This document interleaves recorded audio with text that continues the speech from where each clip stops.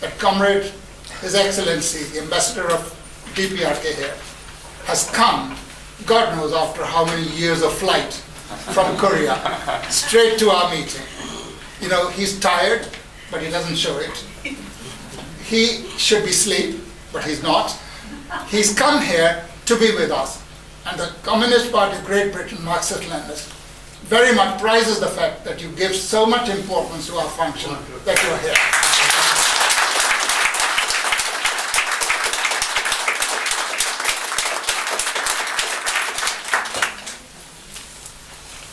Well, thank you very much, Comrade Hak, and Communist Party of Great Britain, Marxist-Leninist. It is a really great honor, all the time great honor and pleasure for me and for my colleagues who represent the DPR Korea to be invited and to join the hands and to join the voice of solidarity among the international fighters against imperialism and colonialism. So as he said, I came directly here to participate to this wonderful and very important function. So in this regard, I thank all of you, who warmly welcome me. So I spent more than 3 weeks in Pyongyang. So I came with fresh air from Pyongyang. So I know there are many questions and curiosity about what is happening in DPR Korea. Regardless the imperialist mass media who all the time spread false news and information about my country. So well, as reported by international mass media, we had a good meeting in Pyongyang. Our respected leader, Comrade Kim Jong-un, met with all the ambassadors, and he took a photo with us, and he made very good statements. Our respected leader, Comrade Kim Jong-un, is well and healthy, and he energetically continues on-the-spot guidance to every nook and corner of the country. He meets with servicemen, elderly men, children, scientists, and technicians. So many things are happening. So it is my great honor to say that our respected leader, is how to say, he does lead our country, revolution, party and state and army energetically. So all the people are firmly, as you know, firmly rallied around him and firmly determined to continue the cause of Juche, which was pioneered by our great leader, Comrade Kim Il-sung, and also energetically led by our great General Comrade Kim Jong-il. So as we have a great successor, we have a very bright future, and particularly I was very moved and very happy to see, good and healthy our respected leader who wisely leads the revolution in a successful way. That is my question.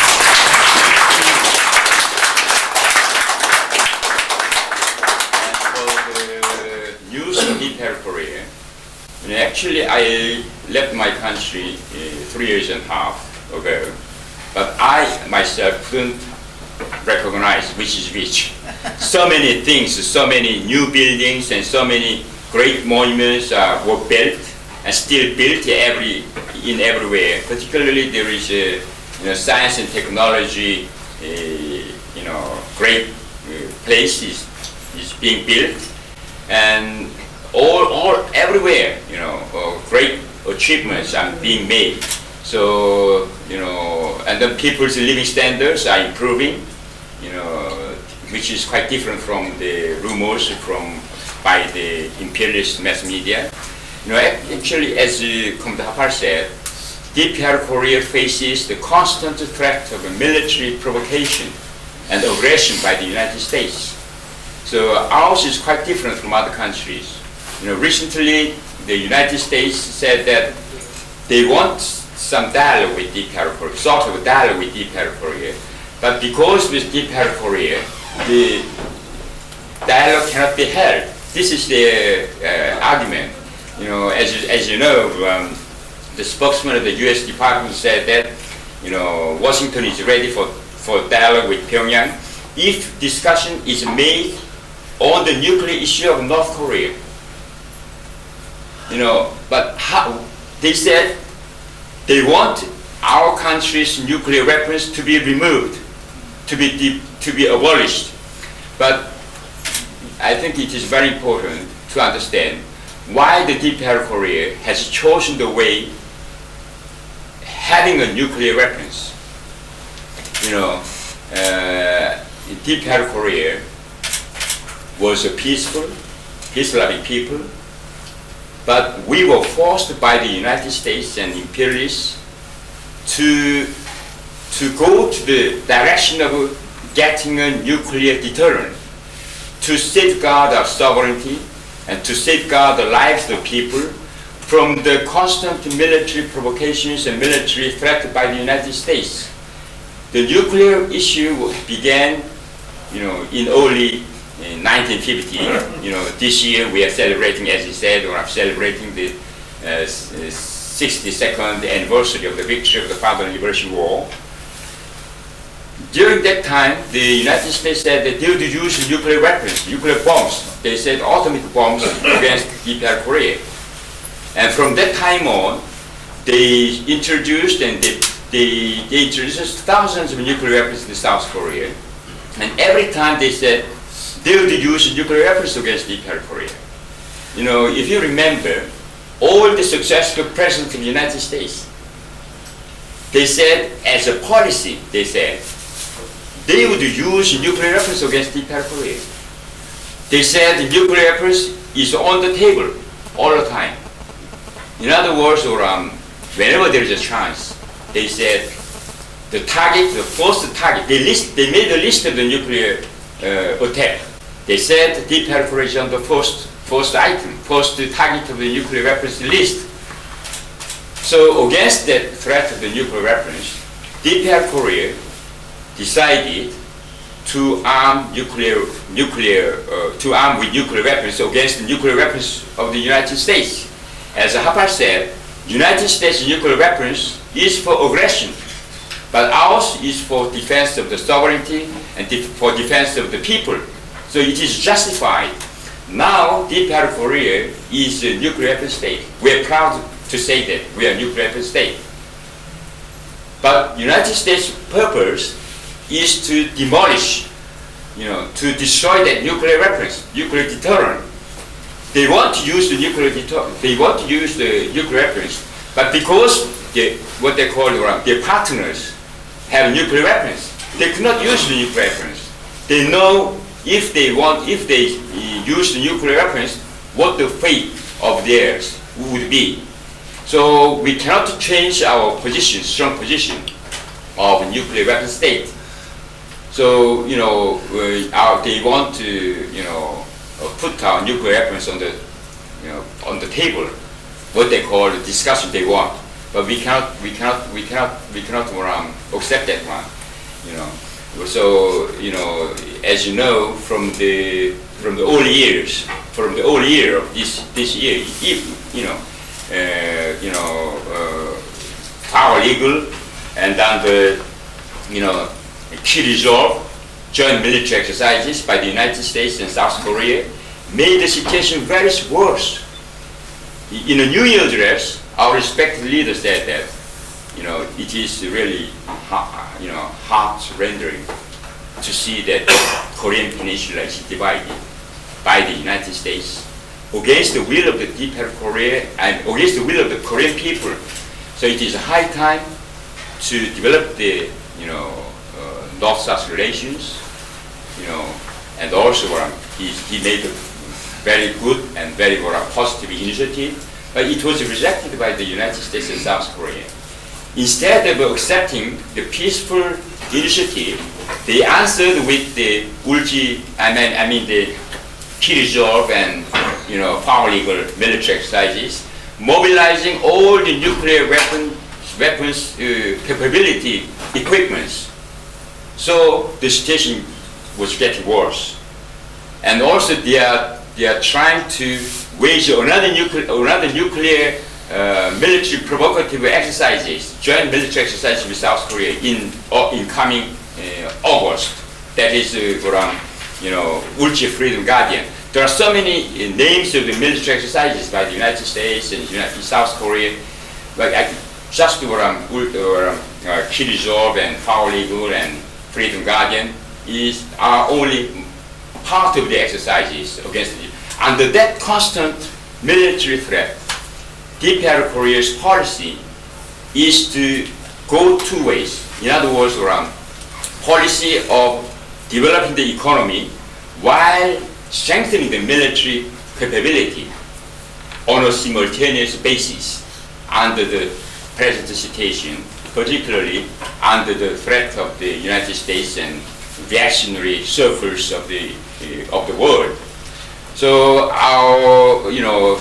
recently they said, in the wake of the Iran's conclusion of the Iran's nuclear agreement, they said that they are ready for talks if the DPR Korea gives up the nuclear weapons, or even the U.S. Undersecretary of State said that he hoped that conclusion of the agreement of nuclear issue with Iran would have DPR Korea rethink of its nuclear issue, but time is over. They are too late.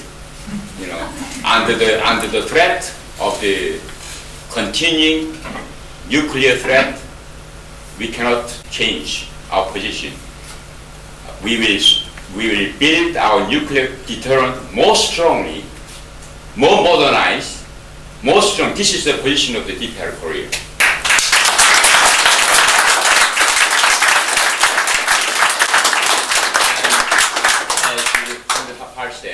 They said human rights of DPR Korea. The basis of the human rights allegation against DPR Korea is the statement by the defectors. There are some defectors. So under the force, under the strong pressure, defectors say something on the script printed by the South Korean authorities, South Korean intelligence agencies guys. So we cannot trust them. So what they call the human rights report on the DPR Korea was fully false based on such kind of allegations. So when I visit my country, as you know, our respected leader visited the children's place, elderly place. He said that everything should serve the people. This is not the first slogan. This is the slogan by our great leader, Kim Il-sung.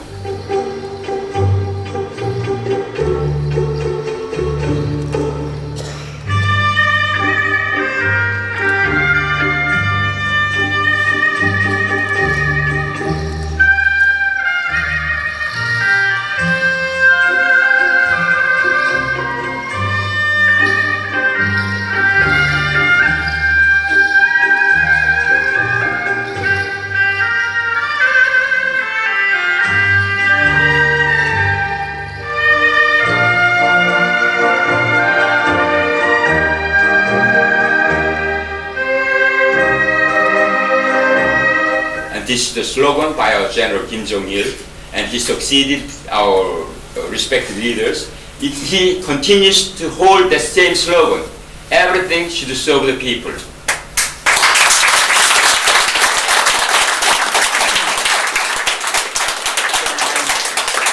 My impression and my conviction is that since we have a strong and very powerful unity and solidarity around our respected leader, we have nothing to fear.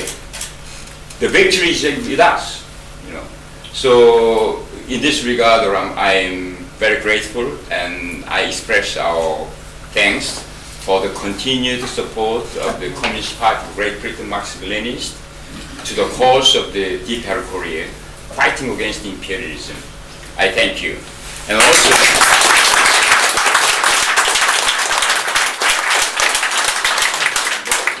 I say something, we support the struggle of the Cuban people. The United States and Cuba established diplomatic relations recently, but leopard cannot change the sport. United States still maintains the economic embargo, maintains the sanctions against Cuba. So we strongly urge the United States to show the commitment. They said that they would lift the sanctions, but they still abandon the sanctions. So unless the United States changes, we cannot change our position. This is a strong, as I said, our policy, and this is the reality, what I witnessed during the last few weeks. I thank you so much.